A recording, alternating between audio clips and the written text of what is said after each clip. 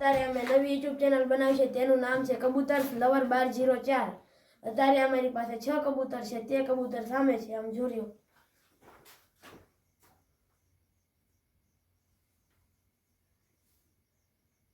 મિત્રો અત્યારે હું નવા કબૂતર લાવ્યો છું, જે તમને અત્યારે કબૂતર હું બતાવું છું।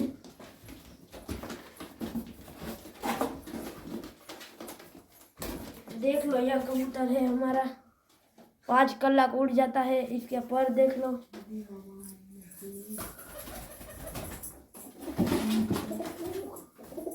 उसके बाद यह उसकी पारे भी है, ये भी देख लो।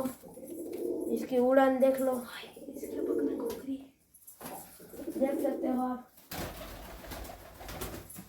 और ये सिल्वर दूसरा, इसके पर देख लो, दूम देख लो।